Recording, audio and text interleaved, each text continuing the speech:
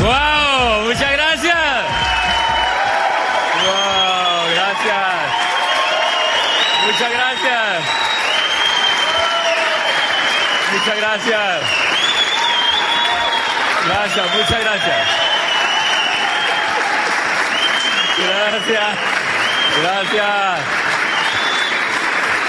Muchas gracias. Bien pueda, siéntense. Gracias. Bueno, y uno así como no va a volver a Armenia, ¿verdad? Con ese recibimiento tan increíble como uno no va a volver a Armenia. Yo estuve aquí en enero, ¿ustedes se acuerdan? Así se acuerdan, ¿verdad? Ok, y pues me alegra muchísimo estar aquí esta tarde para ayudarles y para compartirles lo que yo he vivido, un poquito de la experiencia que yo he vivido con esta tremenda oportunidad de negocio, para que las personas pues tomen en serio esto, así como es una empresa y la oportunidad de construir un futuro. Pero bueno, antes de comenzar, quiero dar las gracias a las personas que me invitaron, quiero agradecer a todos sus diamantes, a todos sus equipos de apoyo, en principio y principalmente a Rodrigo y Gloria Correa, que pues los vi ahorita aquí en el auditorio. Ellos son dos diamantes, una pareja de diamantes que yo quiero mucho y que pues se han robado mi cariño por lo especiales que son y por lo buenas personas que son y por los tremendos líderes que son para este mercado. Y así para todos sus diamantes, no los quiero nombrar a todos porque de pronto alguien se me queda por fuera, pero a todos sus diamantes yo les envío un gran saludo por la confianza que ellos han tenido para que yo venga a ayudarles esta tarde un poquitico a ver ese negocio. Y a las personas que me ayudaron a llegar a Armenia, les quiero agradecer a Juan David y a Sandra. Mire esta pareja que aquí está Gloria y Rodrigo, no los había visto que ya habían entrado al salón. Y a Sandra y a Juan David, yo los quiero muchísimo y los admiro. Ustedes tienen tremendos líderes que están corriendo con ustedes esta carrera, y correr esta carrera con líderes comprometidos no es lo mismo que correrla sin ellos. Porque gracias a ellos que están corriendo y que están dándole el ejemplo a ustedes, ustedes creen que también se pueden. Hace poquitico en Armenia no había mucho, y gracias a las decisiones que ellos tomaron, pues este mercado está tomando una forma increíble y de esta ciudad se está hablando mucho. Y quiero agradecerle a las personas que me ayudaron a llegar hoy de Manizales. Yo estaba en Manizales y llegué hoy aquí a Armenia, básicamente a Miguel y a Patricia y a Mélida, que estuvieron preciosos conmigo todo el camino, y a Laura y a Oscar, que han sido mis hosts aquí en Armenia. Muchas gracias a ellos. Yo les pido para todos estos líderes un gran aplauso de agradecimiento.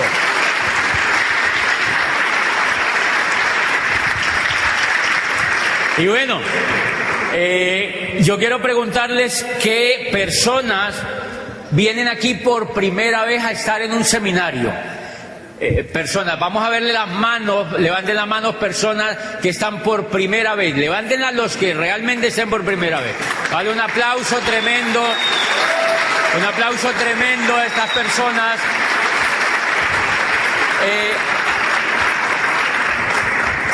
Bien, y esto nos va a servir, este seminario nos va a servir para todos, para los que ya llevamos un tiempo en el negocio y para los que vienen por primera vez, para que valoren la oportunidad que tienen en las manos.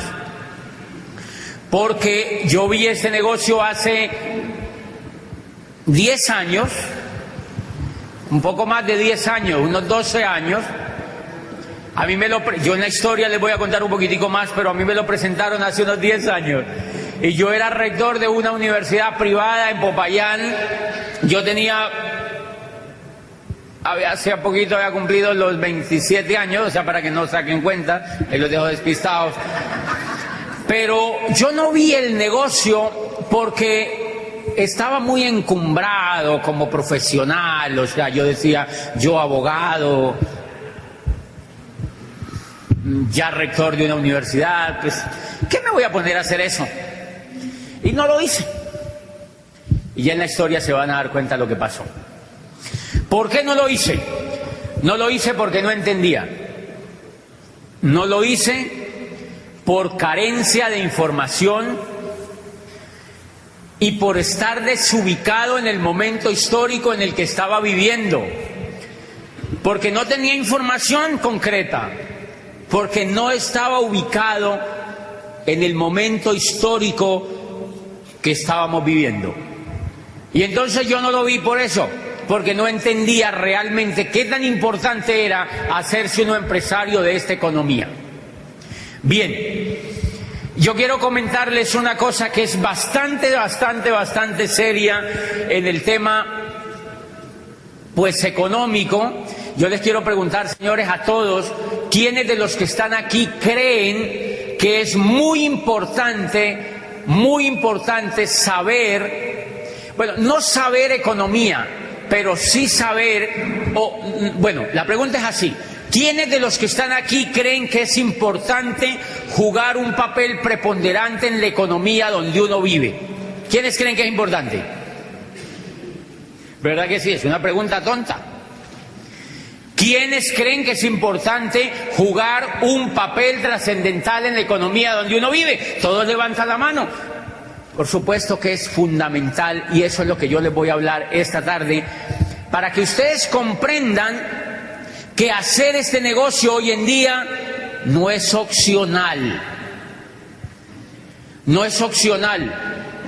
No es opcional. Hacer ese negocio hoy en día, yo veo gente que ve ese negocio y uno le dice, ¿por qué no has arrancado? Y dice, no, es que todavía lo estoy pensando. Es que estoy mirando. Y hay gente que me dice, es que no sé qué es lo que me pasa. Y a veces me encantaría pegarles así como un pellizco. Porque yo digo, esta persona no entiende. Esta persona no entiende en el momento histórico en el que vivimos y no entienden realmente en qué papel juega en la economía. Entonces vamos a contarles un poquitico, les voy a contar un poquitico cómo ha sido, miren, la economía. ¿Se oye como eco o se oye bien? ¿Ok? La economía es un jueguito. La economía es un juego en el cual algunos se saben las reglas y otros no. ¿De acuerdo? Es un juego. En ese juego hay algunos que se saben las reglas y otros no. Resulta que ese jueguito se transforma a medida que la humanidad se transforma. Entonces las reglas de ese jueguito van cambiando y hay personas que pierden el olfato de cómo han cambiado las reglas y entonces no pueden jugar bien el jueguito. Yo les pongo un ejemplo.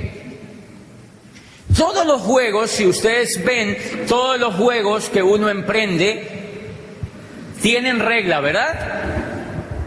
Todos los juegos tienen reglas. Okay. Todos los juegos tienen reglas. ¿Quién es el que juega bien el juego? El que la sabe. Ustedes han notado que cuando uno estudia en la educación tradicional, que uno estudia, por ejemplo, cálculo multivariado. Si yo soy profesor de cálculo multivariado y ustedes son alumnos aquí, yo les pongo un ejemplo de cálculo multivariado, un ejercicio. ¿Quién lo responde primero? El que se sepa la regla, la fórmula, ¿ok? El que sepa la fórmula. Mira, tú puedes tener un cerebro brillante, pero si no te sabes la fórmula, ¿qué pasas? Tú dices, yo no sé qué es lo que me pasa. Yo no sé qué es lo que me pasa. Y puedes tener el cerebro brillante que tú tengas, pero no puedes solucionar el ejercicio de cálculo, porque no te sabes la fórmula. Señores, lo mismo es la economía. La economía, a medida que se desarrolla la humanidad, las fórmulas van cambiando, y entonces el jueguito se va tornando más interesante, porque hay gente que se despista de la fórmula. Y entonces esa gente que se despista de la fórmula se queda pobre. Y la gente que aprende la fórmula juega el juego bien. Eso es todo lo que pasa.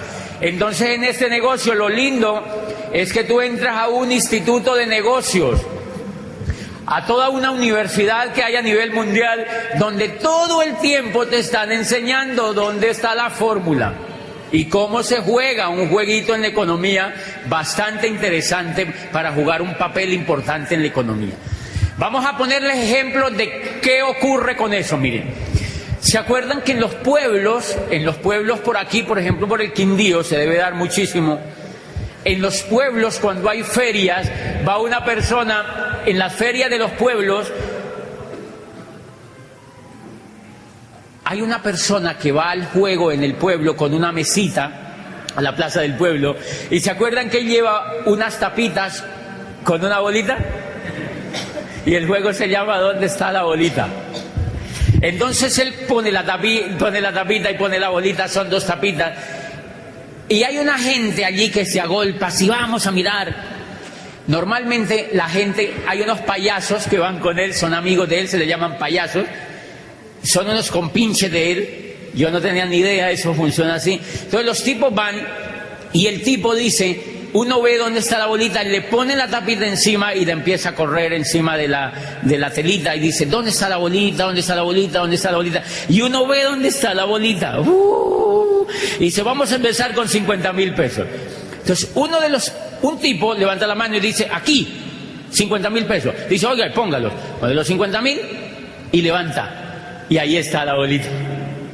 Y ¡fum! Y la gente, ¡wow! ¡Bravo! Si se ganó 50.000 en un momentico. Y entonces dice el tipo, entonces el ganadero, hay un mundo de gente ahí, sale el ganadero y dice, ¡wow! Eso está buenísimo. 200.000. Y ponen la bolita ahí, y le ponen la tapita y empieza, ¿dónde está la bolita? ¿Dónde está la bolita? ¿Dónde está la bolita? ¿Dónde está la bolita? ¿Dónde está la bolita? Y el tipo, aquí. Y la levantan. Y ahí no está la bolita. 200.000 pesitos. El ganadero se pone muy bravo y se va, lo insulta y salen y se van y los tipos cogen la mesita y se van para Chinchiná. Se van a tumbar otro que... ¿Qué fue lo que pasó? El ganadero perdió el olfato de dónde estaba la bolita. Entonces, ¿qué es lo que hacemos en este negocio? Lo que hacemos en este negocio es volvernos profesionales para saber dónde va la bolita.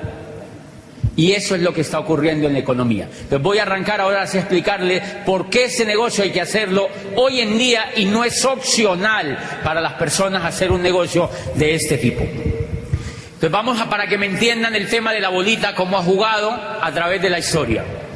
Miren, yo les quiero contar una cosa que ustedes ya saben, pero la vamos a recordar. Durante toda la historia de la humanidad, siempre ha existido dinero y por cantidades alarmantes. Los babilónicos, 5.000 años antes de Cristo, millonarios. Desde la época de Nabucodonosor II, hacían hasta los muros que nosotros hacemos aquí para las materas en ladrillo y cemento, allá lo hacían de oro. O sea, ellos no eran como nosotros. Los muros los hacían de oro. Y las estatuas de los libertadores de las ciudades no los hacían de barro como los hacemos nosotros, los hacían de oro. Eran millonarios. ¿Había dinero? Había mucho dinero. Y desde el tiempo de los egipcios había montones de dinero, los babilónicos, los romanos, y desde el tiempo de los griegos y durante todas las etapas del desarrollo del hombre sobre la tierra, siempre ha habido riqueza. Lo que pasa es que esa riqueza solamente la manejan los que saben dónde está la bolita. O sea que el tema de la pobreza y la riqueza es que uno pierde el olfato de dónde va la condenada bolita, eso es todo. Y eso simplemente es lo que ha ocurrido. Entonces mire, hemos vivido 3 etapas durante todo el desarrollo de la humanidad, 3 etapas fantásticas, desarrollos de eras económicas, o sea, el juego de la bolita, digamos que el juego de la bolita primero se llamó parqués, y entonces después cambiaron la regla para jugar el parqués, la segunda vez, y ya vamos en la tercera cambiada de reglas para jugar ese parqués. ¿Cuál es el problema? Que hay gente que está jugando el parqués con la fórmula de la primera. Y dice, ¿qué será lo que me pasa? Hello. O sea, no sabe cómo cambiaron las reglas y por eso la economía de él la tiene achurruscada. O sea, no capta dinero porque sencillamente perdió las reglas de dónde va la reglamentación de ese juego. Entonces yo les quiero preguntar, aquí hay administradores, me imagino economistas, ingenieros industriales, la primera gran era del juego de la economía, ¿cómo se llamó? ¿La era? Agrícola. ¿Cómo era la bolita en el juego de la era agrícola? La bolita en el juego de la era agrícola, ¿quién la tenía? El que tenía la tierra. Entonces el que tenía la tierra tenía la bolita. Los que no tenían la bolita de la tierra, ¿qué era lo que les tocaba hacer? Trabajaban para el que tenía la bolita. ¿Cómo trabajaban para el que tenía la bolita? Eran esclavos. Eran esclavos. O sea que el negocio en la era industrial era tener tierra. Ay, en la era agrícola, perdón. En la era agrícola el negocio era tener tierra. ¿Quiénes tenían la bolita en la era agrícola? ¿Cómo se llamaban los tipos que tenían la bolita en la era agrícola? Se llamaban nobles. Eran reyes. Los terratenientes fueron ahora con los narcos. Pues no, mentira. Realmente en aquella época los que tenían la tierra eran nobles. Nobles. Los nobles eran los dueños de la tierra. Eran reyes, príncipes, condes, y tenían títulos todo el mundo, y era tan privilegiado tener la bolita de la tierra que ellos se creían enviados de Dios para administrar el mundo. Por eso el rey era capaz de decir, se acuestan todos a las 7 y si no les echo bala. Listo, se acostaban todos a las 7, porque él decía que era una orden de Dios que le había llegado. El rey era divino. En la época se llamaba el derecho divino de los reyes. Se llamaba el derecho divino de los reyes. O sea, la legislación que existía durante toda la era agrícola era lo que al rey se le diera la gana pensar. Se me ocurre que todos deben poner a hacerse pan. Ok, hacer pan, porque era el derecho divino del rey. Punto. Él tenía la bolita, él tenía la tierra. El resto de gente no tenía la bolita. Y miren lo que ocurre. Hacia el siglo XV empieza unas personas, sobre todo de Italia,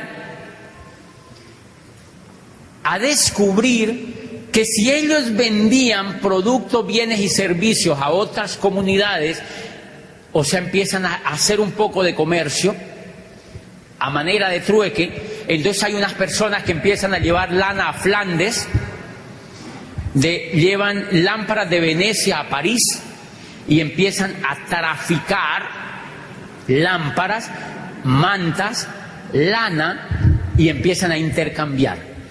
Y resulta que a estas personas les empieza a sobrar, del trueque que hacen, les empieza a sobrar riqueza, les empieza a quedar lo que hoy llamamos como plusvalía, lo que se llamó después como plusvalía.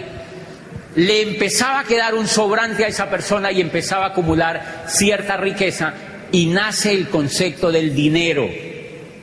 Nació el concepto del dinero porque no podían medir la riqueza sino con algo tangible. O sea, te sobraron, no podían decir te sobraron 40 lámparas. Entonces le pusieron a esas lámparas un precio y entonces las tarifaron en dinero. Bueno, pues a esta gente le empezó a sobrar dinero. Entonces Oscar dijo, wow, me sobró dinero. Y se va a traer más lámparas, ¿sabe?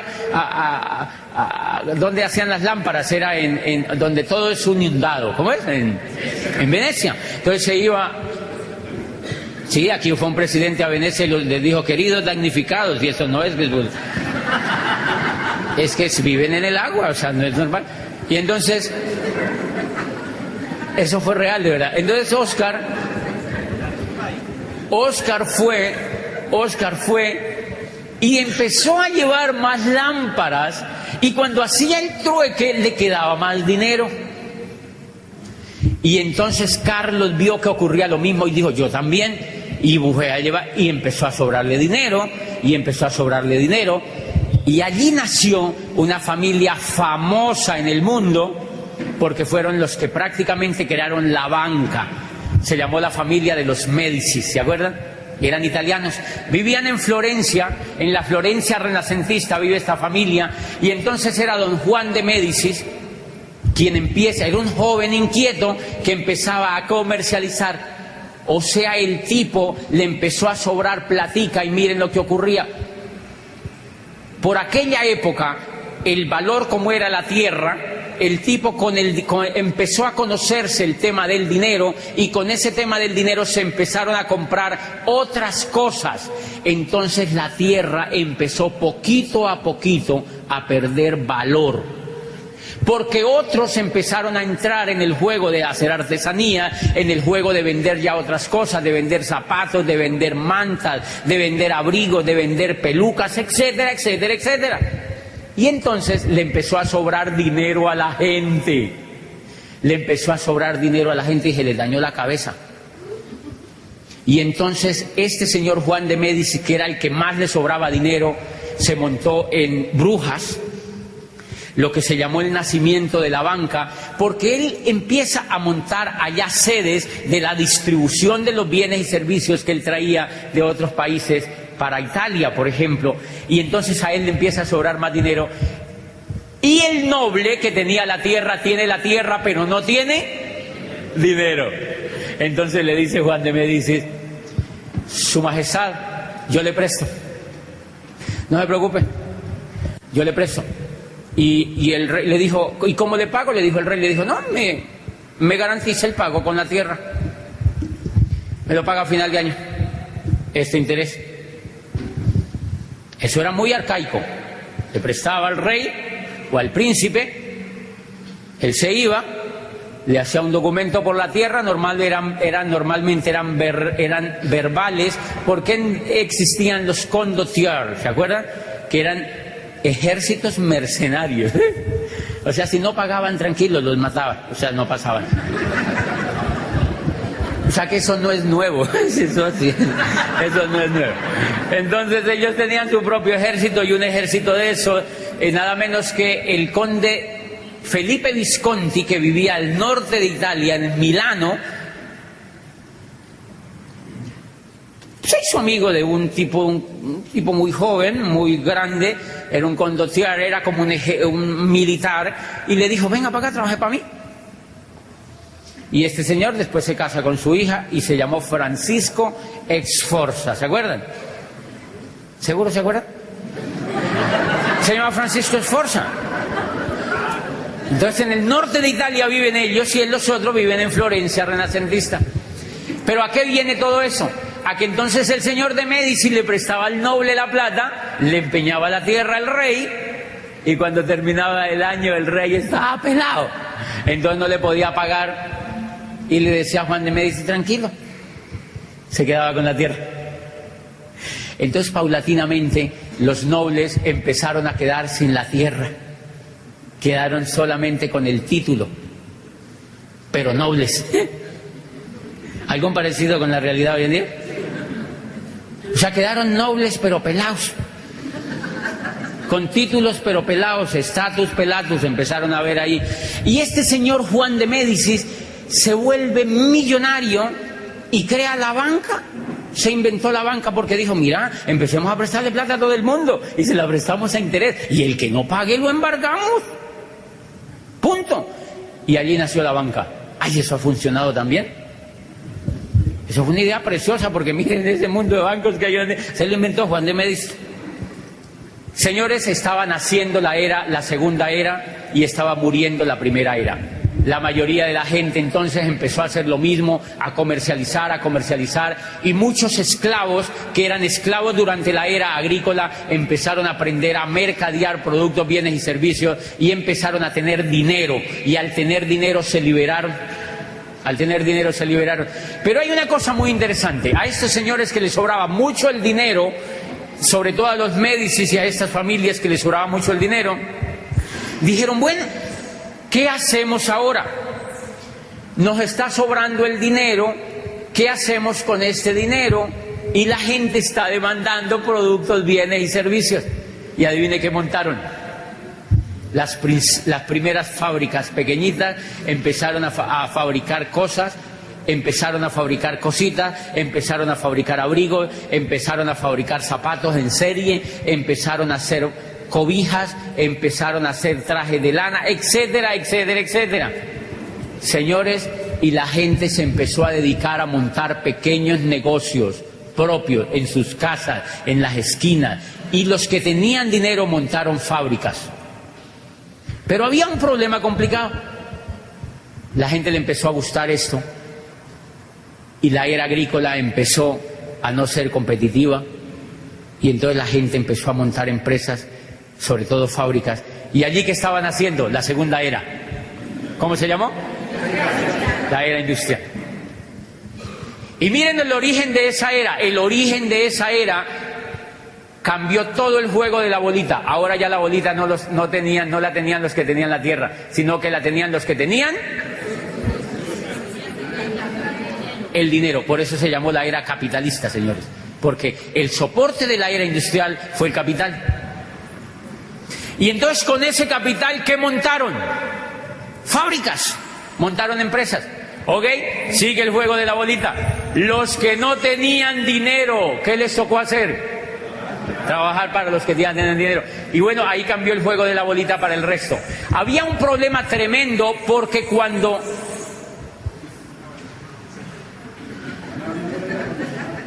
¿Qué es esa bulla, Juan David?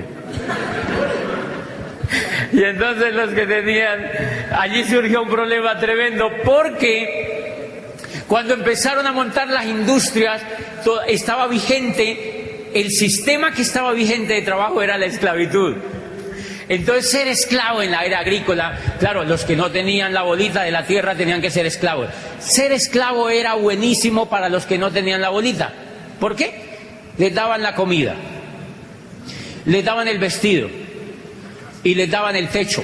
Sí, de vez en cuando les pegaban, pero tenían todo, ¿verdad? Les daban la comida, les daban el techo y les daban el vestido. Cuando empiezan a hacer la industria, cuando Watson perfecciona la máquina de vapor y empiezan a adaptar la industria, dicen, eso con esclavos no se puede hacer, porque los esclavos eran perezosongos. Los esclavos eran perezosongos, y con esclavos eso no se puede hacer. Entonces los ricos tuvieron una brillante idea, los que tuvieron la bolita. Dijeron, liberemos a los esclavos. Y empezaron paulatinamente a liberar a los esclavos. Y dijeron, y ahora contratémoslos mediante un sueldo, para que se gasten la plata en lo que ellos quieran, pero en los negocios de nosotros. Qué lindo, ¿verdad? Y entonces mandaron a todo el mundo, liberaron a los esclavos. Váyanse a hacer lo que quieran, muéranse de hambre, no importa. Y los que quieran trabajar, venga para acá, yo los contrato. Uno, primera condición, le pago lo que a mí me dé la gana, porque yo tengo la bolita, usted no la tiene.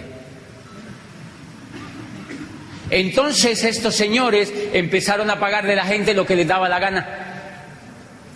Y la gente se empezó a morir de hambre en las calles de París, de Londres, de Florencia, de Roma. Se morían de hambre porque les pagaran, digamos, como lo que es hoy, 50.000 pesos. Entonces la gente con eso tenía que vivir, la cultura, tenía que ir a comprar, tenía que pagar la educación y el techo y el abrigo. La gente no podía ni comer con eso, y se empezó la gente a morir de física hambre, y apareció la primera revolución del trabajo posteriormente. ¿Se acuerdan?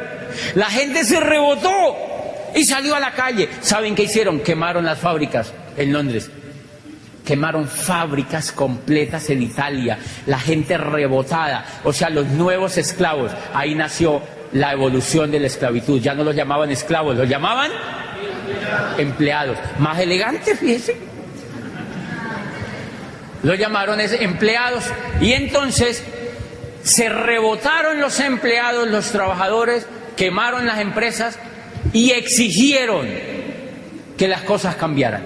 Entonces el incipiente gobierno, que ya era un poco más civilizado, ya no eran muchos los reyes, porque ya habían empezado a perder poder, porque ellos ya no tenían la bolita. Entonces ya el que gobernaba en Florencia era Juan de Médicis. El rey lo mandaron para el carajo, porque él perdió la bolita. ¿Quién lo mandó a no saberse la regla? Entonces el chao al rey, y Francisco Sforza en Milano se hizo el duque. Felipe Visconti murió, lo enterraron y él se casó con la hija de Felipe Visconti, era un soldado de... Y entonces Felipe Visconti se murió y Francisco Sforza lo proclamó el Consejo de Milano como el nuevo duque de Milán. Francisco Sforza, el que tenía la bolita. Y en Florencia proclamaron a Juan de Médicis y toda esa gente. Ok, cuando la gente se rebota, cuando los trabajadores se rebotan, exigen que cambien las condiciones, y el incipiente gobierno entonces sale y dice: ok, ustedes pueden contratar a la gente, la pueden emplear, pero mínimo les tienen que pagar el salario mínimo. Y ahí nació el salario mínimo. Ese es el origen del salario mínimo. Empezaron a tener una noción del salario mínimo. Les dijeron: mínimo les tienen que pagar lo mínimo. Adivinen por qué el salario mínimo es salario mínimo: para que la gente no se vaya a morir de hambre. Es como para que estén ahí respirando así, como para que al menos medio alcancen a ir a trabajar y se acuesten y vuelven y se paran y vuelven y lleguen y vuelven y se paren y vuelven y lleguen, como para que no les falte el oxígeno al menos papa y yuca comen, arroz, no importa, para que alcancen medio a respirar. ¿Ok? Y les hicieron una segunda prohibición. Les dijeron: ustedes pueden seguir empleando a la gente, les tienen que pagar mínimo el salario mínimo. Y segunda prohibición: no les pueden pegar. Por eso a los empleados no le pegan. Por eso es que a un empleado no le pegan. No le pegan físicamente, pero le pegan psicológicamente. O sea, la violencia cambió. Adivinen qué fue lo que pasó. Sencillamente la esclavitud evolucionó porque perdieron el olfato de dónde iba la bolita. Y hubo una gente que sí supo para dónde iba la bolita y se volvió industrial en esa época. Y entonces hay una cosa que yo les quiero explicar a partir de ese momento. Para eso les cuento esto. Miren, la era industrial estandarizó todo. Trajes en serie, zapatos en serie, correas en serie, cachuchas en serie. Aquí se puede decir cachucha, ¿verdad? Ok. ¿Sí? Es que como yo acabo de venir de Argentina, imagínate. En Argentina cachucha es el órgano femenino, imagínate. Entonces yo allá le dije a una señora: ay, qué linda cachucha. Y la señora me miró re mal y dijo: ay, ¿cómo así? La señora: no se puede decir cachucha ya. Casi me muero de la pena allá, porque allá no se puede decir cachucha.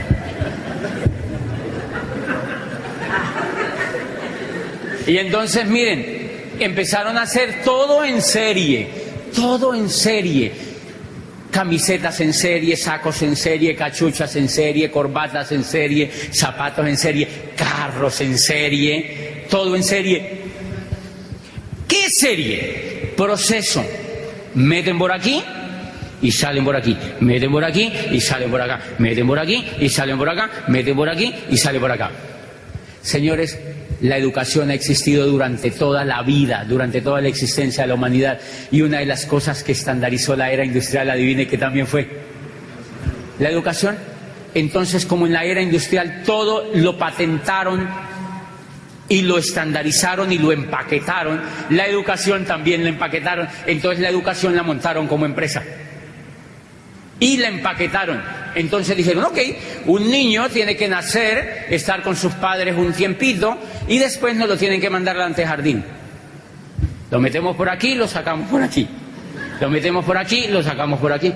Ok, y después dijo: ok, yo monto el jardín. Y me lo mandan a mí. Y entonces lo metemos por aquí y lo sacamos por aquí. Y después dijo: y después sigue la escuela. Son 5 años. Tiene que ir 5 años allá y yo le enseño lo que yo quiero, no lo que él quiere. Lo metemos por aquí y lo sacamos por aquí. Y después sigue. Entonces empaquetaron cómo ser profesional. Durante todas las épocas de la humanidad ha habido médicos. Hipócrates era médico, señores, pero él no fue a la facultad de medicina y es el padre de la medicina. Allá no habían universidades, por fortuna. Pero él es el padre de la medicina. En la era industrial dijeron, empaquetemos la medicina y la vendemos como producto. Los metemos por aquí, les hacemos ir 10 semestres por aquí, por aquí, por aquí, por aquí, por aquí, y los sacamos por aquí. Psicología como proceso, enfermería como proceso, administración como proceso, como si fuera fabricando salchichas. Igualitico como si fuera una fábrica de salchichas. Entonces empezaron a sacar médicos, abogados, ingenieros, médicos, abogados, ingenieros, enfermeros, profesores, médicos, filósofos, economistas, igualitico como salchicha. Y Y la mentalidad de todo lo que sacaron era para que se adaptara a la era industrial. ¿Qué necesitaba la era industrial? Empleados profesionalizados. No necesitaban industriales, ni necesitaban empresarios. ¿Para qué yo voy a educar un empresario si el empresario soy yo? Usted lo que tiene que es ir a estudiar para que me haga caso a mí, punto, y se acabó, para que trabaje para mí. Por eso entonces la educación, en ninguna parte le hablan a usted de que usted estudia para que se vuelva empresario. Le dicen, no, cállese y sigue estudiando, porque usted sale a trabajar para otro. Entonces miren los títulos: administrador de empresas. No le dicen creador de empresas, sino administrador de empresas. O sea, para que sea pobre toda la vida, para que le administre la empresa a otro. Porque usted lo vamos a educar para que usted sea pobre, para que trabaje para otro. Punto, y se acabó. Y yo le pregunto a los jovencitos, ¿qué estudias? Administración de empresas. Y yo digo, ay, Dios mío, si supiera. Hello. Pero yo no sabía esto, señores. Y entonces empezaron a sacar ingenieros, médicos, abogados, psicólogos, administradores, economistas, como si fueran salchichas, salchichas, salchichas, salchichas. ¿Cuál es el gran problema?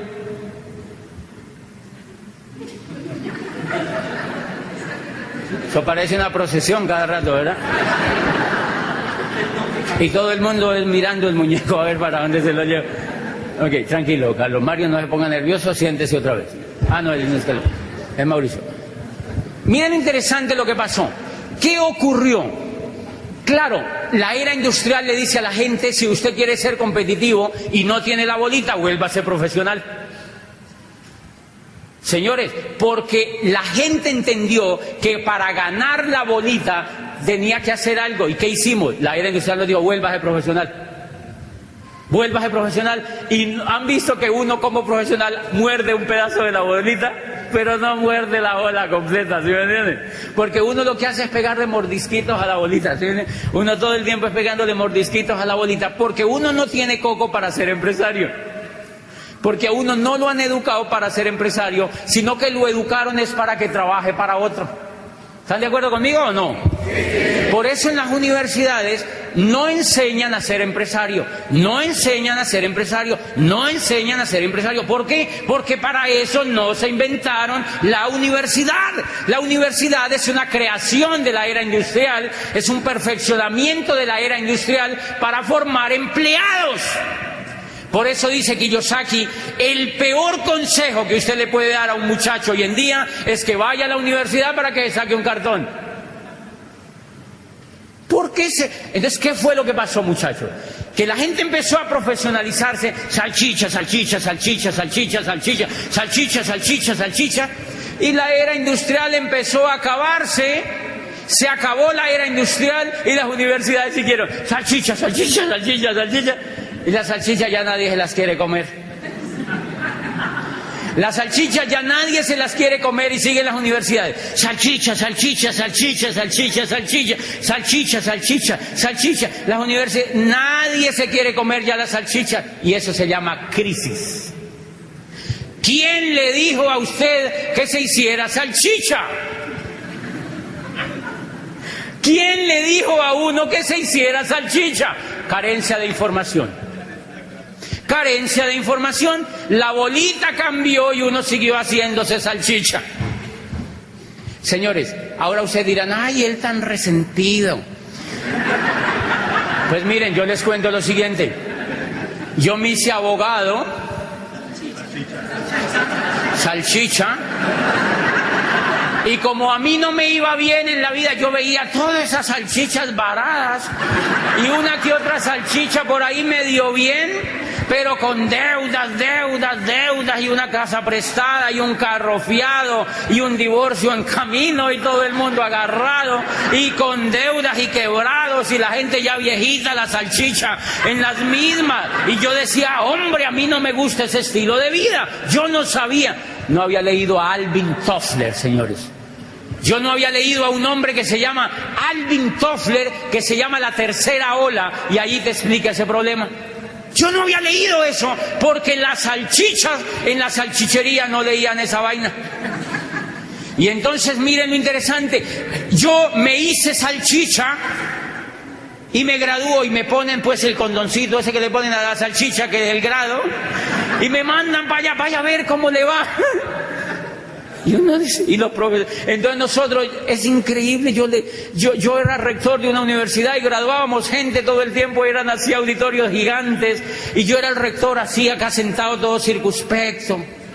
Y todos los aquí, los decanos y los profesores y los padres de familia, ya todo el mundo. Y entonces nosotros graduábamos y pasen salchichas, pasen salchichas, pasen salchichas, pasen salchichas. Y entonces uno lo graduaba y uno les daba un abrazo, una palmada en la espalda y decía, vayan a ver, ¿para qué consigue? Y uno se quedaba allá así.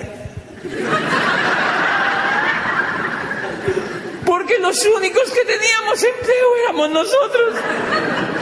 Pero yo no sabía el problema, señores. Yo no lo hice de mala fe y les pido perdón. Yo no sabía el problema que había ahí porque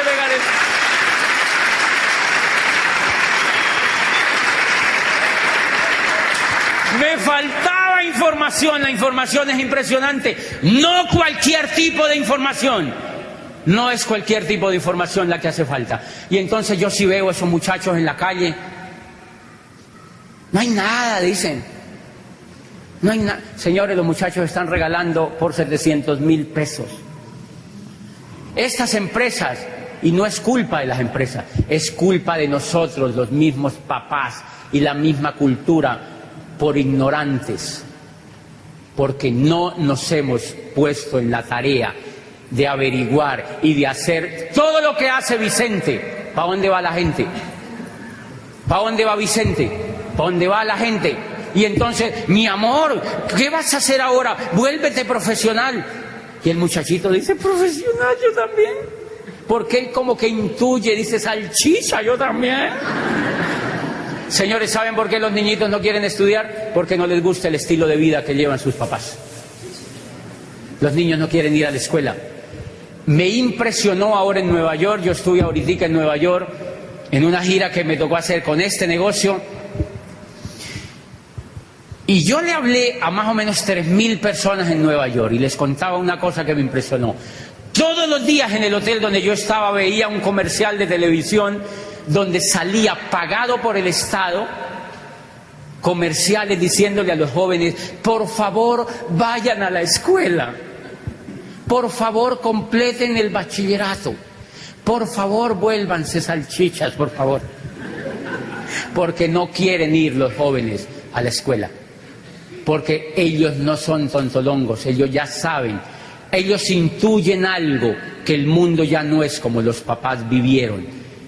Ese es el gran error que estamos cometiendo con la juventud, haciendo que ellos hagan lo mismo que nosotros hicimos, así no funcione. Si nosotros ya nos dimos cuenta que no funciona, nosotros ya nos dimos cuenta que eso no funciona. Entonces, ¿qué pasó? Habrá gente que diga que, ay, pero él cómo habla de eso. Pues señores, yo me hice abogado, y como no le pegaba la bolita, ni yo veía que los demás le pegaban, entonces yo dije, me voy a hacer psicólogo.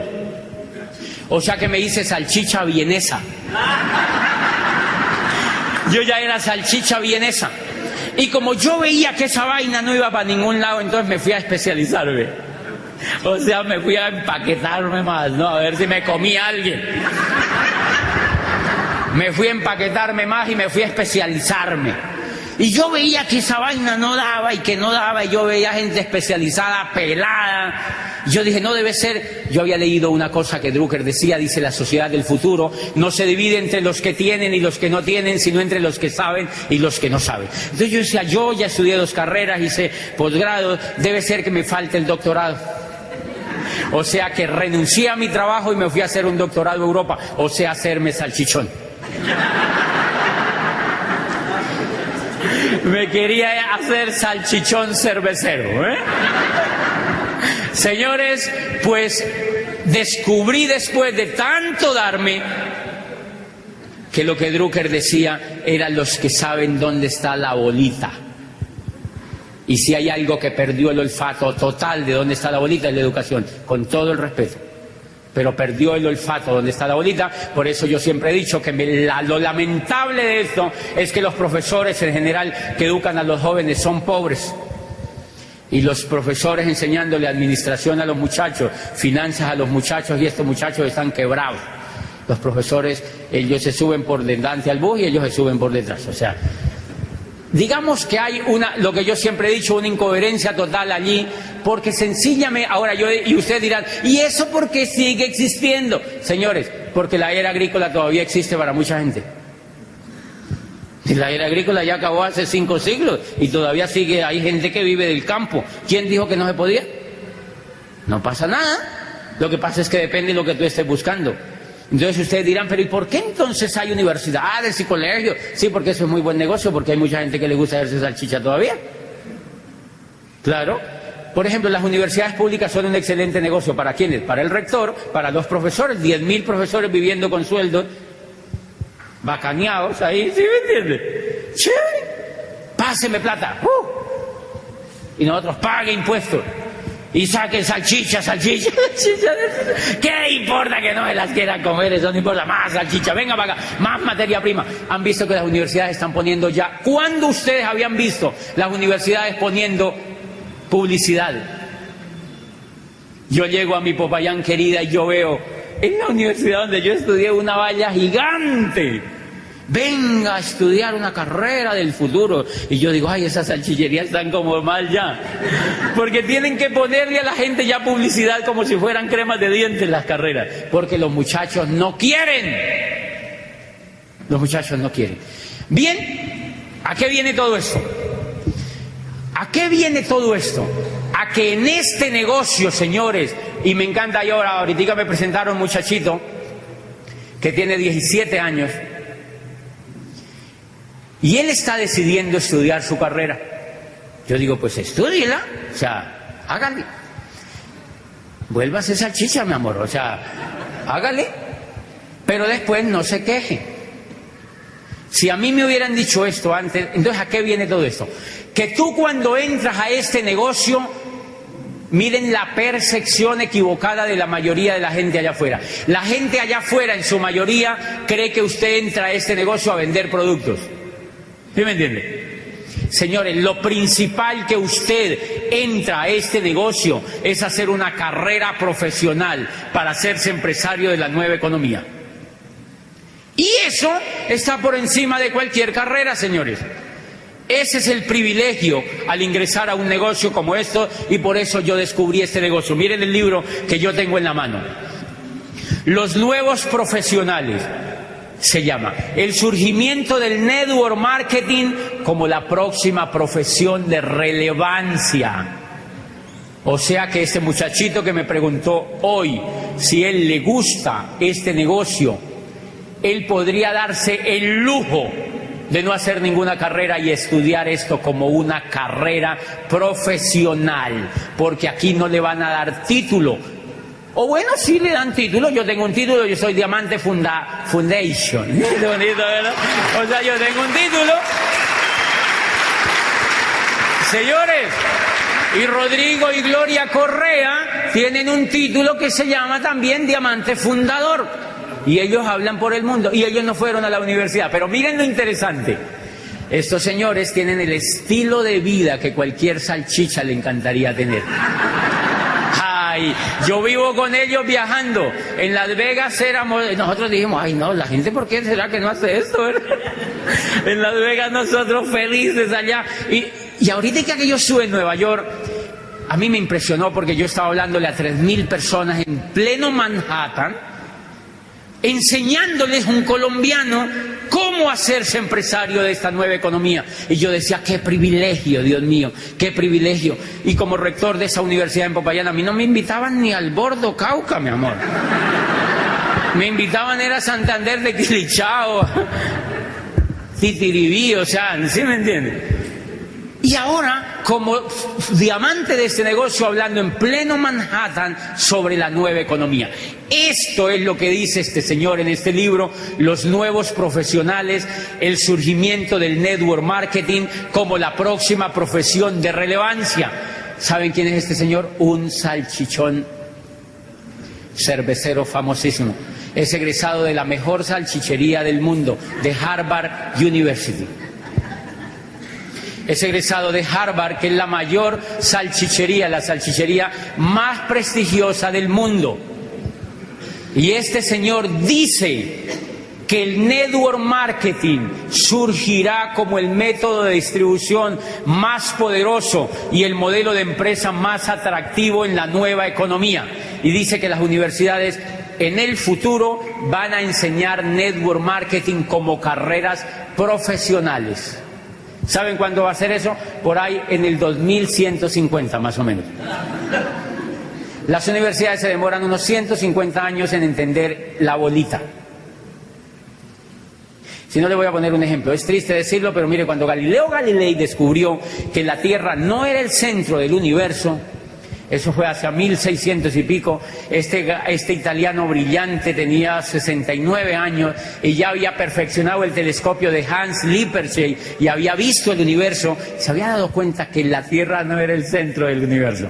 Pero este señor puso en aprietos a todo el mundo porque era gravísimo, o sea, muchachos, era gravísimo, gravísimo, gravísimo. Ustedes no se imaginan lo grave que era eso.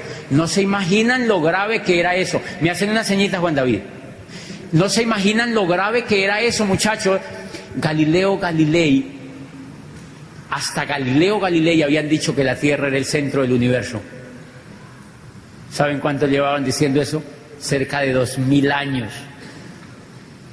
Y Galileo Galilei perfeccionó el telescopio de Hans Lippershey y dijo, la Tierra es un puntico. Préstame un marcadorcito, por favor. Sí, ahí, si no, tranquilo. Ok. La Tierra es un puntico, así. Un infeliz puntico en el universo. Y todo esto se llama la Vía Láctea y es una solita y hay millones de vías lácteas. Y esta tierrita tiene un solcito.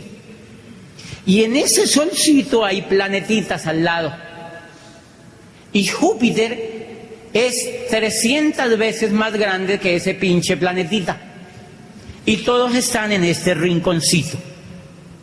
Y todo esto es lleno de vía, solamente esto es la Vía Láctea. Y acá hay millones de vías lácteas. Y cada estrella tiene un grupo de planetas. Y se armó un problema terrible, porque entonces Rostan dijo, o sea que el día que la Tierra se haya desaparecido del todo del universo y la última bacteria no exista, el universo ni siquiera se habrá percatado de ello. Y la filosofía dijo, hello, entonces ¿qué es lo que hemos estado pensando? Y aparece otro y dice, oye, ven acá. ¿Se acuerda que habían dicho que Dios tenía un hijo único? Y adivine dónde lo mandó. A la Tierra. Entonces dice otro filósofo, oye, pero Dios estaba despistado. ¿Cómo manda el hijo a semejante infierno tan chiquitico? ¿Cómo lo manda a lo más infeliz del universo? Y entonces la iglesia dijo, vamos a quemar a Galileo para que no siga hablando esas pendejadas porque nos daña el negocio, ¿sí me entiendes? O sea, vamos a quemar a Galileo. Y entonces cogieron a Galileo y le dijeron, ven para acá, Galileo, ¿qué es esa vaina de estar perfeccionando esa cosa para ver para arriba? Venga para acá. Y le dijeron que le iban a cortar la lengua vivo, como le hicieron, creo que fue a Giordano Bruno o alguien de estos, Le iban a cortar la lengua vivo en público en una pira en Roma, enfrente de toda la gente. Y Galileo tenía 69 años. Y entonces dijo, no, hagamos, le dijeron este tribunal, le dijo, hay solamente una condición, o usted se retracta, o yo le corto la lengua y lo quemo vivo. Y entonces dijo Galileo, no, hagámonos pasitos, yo mejor me retracto. Y Galileo se retractó, dijo, no, es mentira. Eso no es cierto, sigan tranquilos, eso no es cierto. Entonces Galileo le dijeron, ok, le levantamos los cargos. Dios lo bendiga, le levantaron los cargos y Galileo se salió del tribunal de la Inquisición y dijo, pero que se mueve, se mueve. Esa es la sentencia preciosa de la ciencia. Pero que sigan con su rollo, pero que se mueve, se mueve. Después Newton, que tuvo tiempo para pensar, perfeccionó la teoría de la gravedad. Y eso ya no tuvo remedio, todo el mundo se dio cuenta. Y entonces, señores, a partir de ahí empezó el mundo a cambiar. Y miren para que vean el tema de la educación tan horrible que nos pasa. Las universidades se tardaron 150 años en aceptar que la Tierra no era el centro del universo. Ellas seguían enseñando lo que había enseñado Ptolomeo. Y a Galileo lo expulsaron de la Universidad de Pisa, era profesor de matemática. Lo expulsaron de la Universidad de Pisa porque, ¿cómo se le ocurre a este tipo hacer semejante bestial? Y entonces lo sacaron de la Universidad de Pisa porque él había hecho otra embarradita y era que había demostrado que los cuerpos caían de diferente manera. Bueno, había demostrado una teoría sobre la caída de los cuerpos y Aristóteles había dicho otra cosa. Aristóteles estaba medio churreto con la idea y entonces Galileo le demostró lo contrario en una universidad en Italia. Entonces le dijeron, no, saquemos a este tipo porque mire, primero nos hace quedar mal con la Tierra y después nos hace quedar mal con el griego más grande de los griegos, que era Aristóteles. Mejor dicho, váyase de aquí, y lo sacaron de profesor. Así ha sido el comportamiento siempre en general de la educación. Por eso no se preocupen por qué hay crisis profesional, por qué los muchachos salen y no encuentran nada, por qué los muchachos salen y no saben nada qué hacer. Por una razón muy sencilla, señores, porque se han educado en un mundo completamente descontextualizado. En un mundo completamente descontextualizado, la educación, señores, el conocimiento se está duplicando cada 5 años. O sea que cuando uno sale de la universidad, todo el conocimiento ya no sirve para nada. Porque el esqueleto donde está montado ese conocimiento ya no es coherente para eso. O sea que uno sale con el título, pero para mostrárselo a la gente. Porque no le funciona en la práctica, en la realidad lo que uno ha estudiado. Y a eso viene entonces mi reflexión esta tarde. Señores, es tiempo de cambiar y es tiempo. ¿Qué fue lo que yo hice? Lo que yo hice fue descubrir que en este negocio había una oportunidad de hacerme profesional. Había una oportunidad de hacerme profesional. ¿Quiénes estarían dispuestos a dar lo que sea por hacerse profesionales para encontrar la bolita de mejor manera? Ok, eso es lo que vamos a hacer con ustedes, señores. Lo que hacen los líderes con nosotros es trabajar de la mano mediante la referencia de otros líderes que se han vuelto profesionales para hacerse profesionales competitivos en la nueva economía. Y ese es el papel que yo hago todos los días. El papel que yo hago todos los días, cuando auspicio a una persona, más allá de que haga cualquier cosa en el negocio, es hacerle entender que ella puede hacerse profesionalmente competitiva en una industria. Pero miren, muchachos, este negocio le brinda a uno la posibilidad de hacerse profesional, y cuando yo digo profesional es como para que más o menos equilibren el término, para que entiendan, porque tenemos el disco de lo que viene de allá afuera, pero es para que nos hagamos competitivos en la economía que estamos viviendo. Y una de las cosas que usted puede hacer es este negocio. Con la educación que yo he recibido de este negocio, una de las cosas que pude hacerme fue diamante.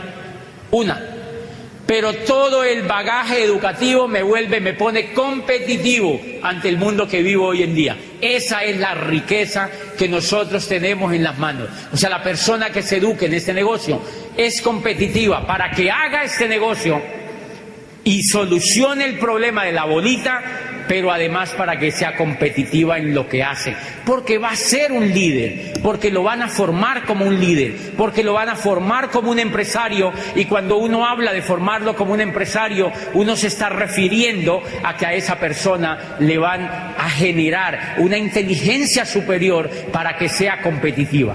La buena noticia que tenemos es que esto cada vez se pone mejor. La compañía, esta compañía que nosotros estamos trabajando es la grande del mundo, la número 1 del mundo. Y este señor, en el capítulo 7, yo quiero pedir, ¿quiénes se han leído este libro? Muy poquitos. Muy poquitos.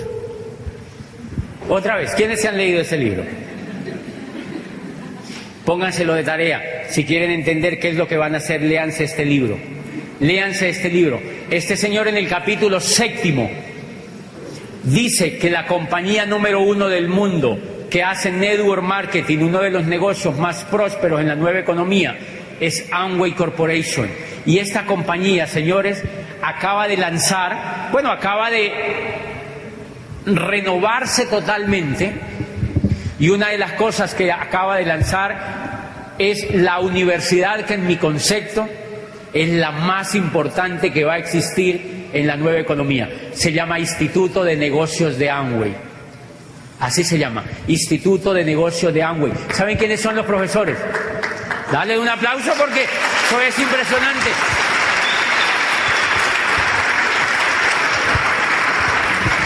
Se llama Instituto de Negocios de Amway.